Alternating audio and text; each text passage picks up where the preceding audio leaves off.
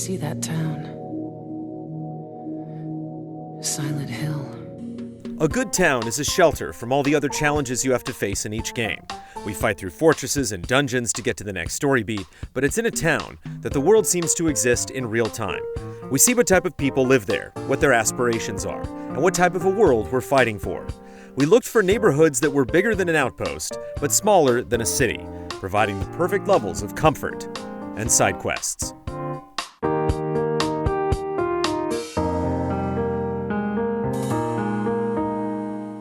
Number 10. ほー、でかいな。 Debuting in Yakuza 6, The Song of Life, the quiet seaside town of Onomichi, Hiroshima, provides a cozy respite from the bustling metropolis of Kamurocho, Tokyo. Much smaller in comparison, it's easy to get invested in the stories of local residents, like the patrons of the new gaudy bar, or the spearfishers committed to being the best in the region. Kazuma's personal bond with the Hirose family offers some of the series' most emotional moments, and the local mascot Onomichi-kun is a must-see attraction.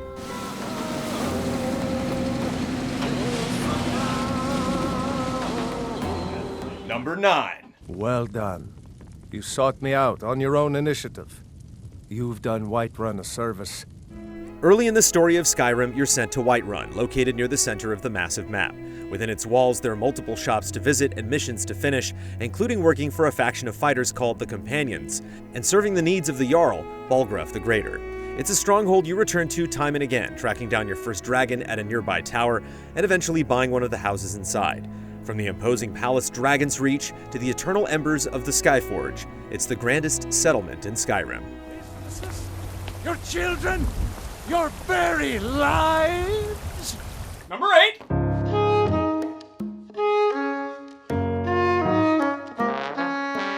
In the northeast region of Hyrule lies a quiet and cozy settlement known as Tarrytown. Unlike most settlements in Breath of the Wild, Tarrytown is a community made up of the various races throughout Hyrule, including the Gerudo and Rito. Each citizen recruited by Link here offers various services, like a Goron father and his son, who sell valuable ores, while the old Zora Capsun runs an inn where adventurers can rest. It's also the home to a unique merchant named Grante, who sells valuable armor and other rarities like a replacement Hylian shield. Though it may not be the largest or most bustling town we've seen in the Zelda series, Tarrytown is a pleasure to visit, thanks to its sense of community and cozy atmosphere. Number 7.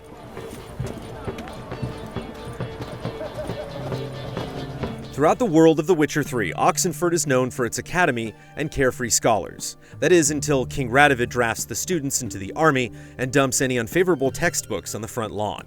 The melancholy theme song and the imposing figure of the king's ship in the harbor bring an eerie feel to the wealthy burg. Yet the reddish buildings with their ornately decorated interiors and thick glass windows stand as a stark contrast to the war-battered villages of Velen. There are some interesting side quests here as well, including a singing troll and a vampire that favors the blood alcohol level of drunks stumbling through the streets. It's a perfect example of a place that puts on an impressive facade to hide dark secrets within. Beautiful. Pretty birdo. Think so? As long as you're happy with it. Number 6.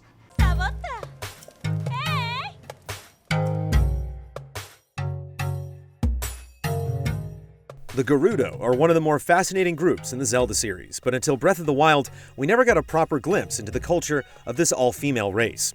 Gerudo Town finally lifts the veil, allowing us to see how the Gerudo created a thriving society that's regarded as one of the largest trading hubs in Hyrule.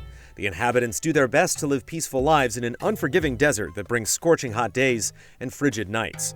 Though they are hospitable to their guests, they have a strict no-vote policy, and any male trespassers are quickly thrown off the premises. As a result, in one of Breath of the Wild's more memorable moments, Link must cross-dress and pose as a woman in order to gain access to the town.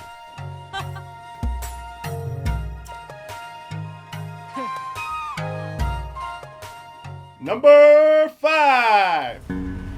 Let those who dwell here in his favored land attend now to the words of the Prophet of Atom. You would think a town built around an undetonated atomic bomb would qualify for one of the worst in games, but there's just so much going on inside Megaton that it easily earned its spot. After escaping Vault 101 in Fallout 3, you quickly find Megaton as well as the eclectic people that live within it.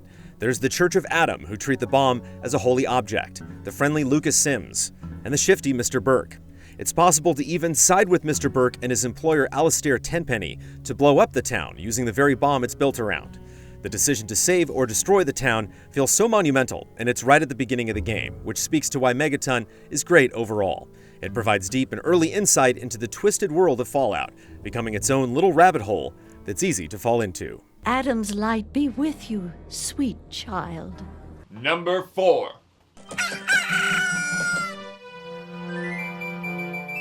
Clocktown is the beating heart of Majora's Mask, a town trapped in time, doomed to repeat the same 3 days until the falling moon destroys itself. As the hours pass, you get to see the same events play out from multiple perspectives, gaining incredible insight into many citizens who live there, and may need a little help. Each time the clock resets, you become more in tune with the town's pulse, as you see familiar threads play out alongside brand new storylines. It makes the quest feel more and more desperate, and the town feel more like a place worth saving. Number 3!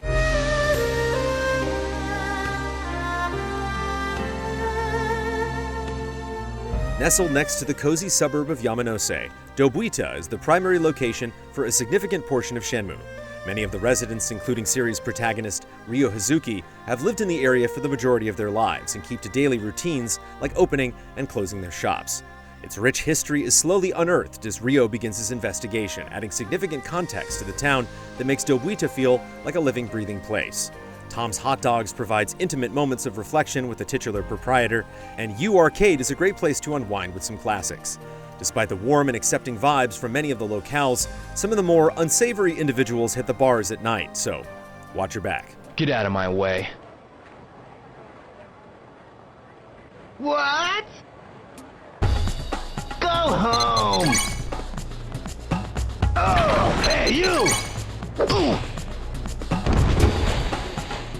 Number 2!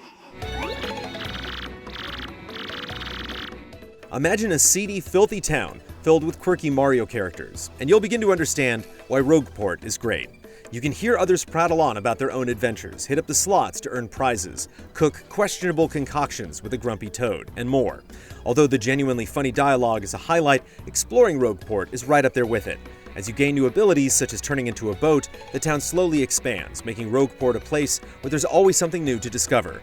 Paper Mario: The Thousand-Year Door wears its heart on its sleeve, and much of that joy can be seen within this rough-around-the-edges hub. Number 1!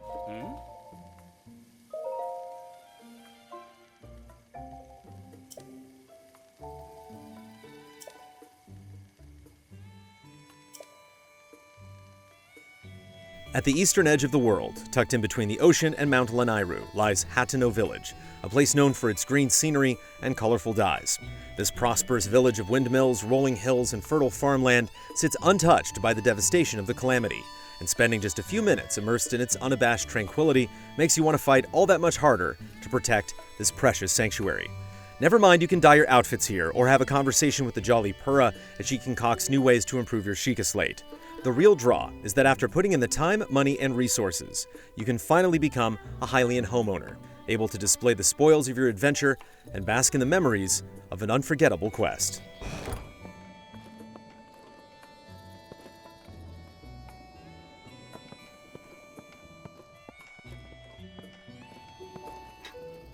Easy Allies create shows, podcasts, reviews, and more thanks to generous viewers just like you. If you like what you see, check out patreon.com/easyallies to help us make more. For just $1 a month, you can gain access to weekly updates, spoiler discussions, and exclusive shows.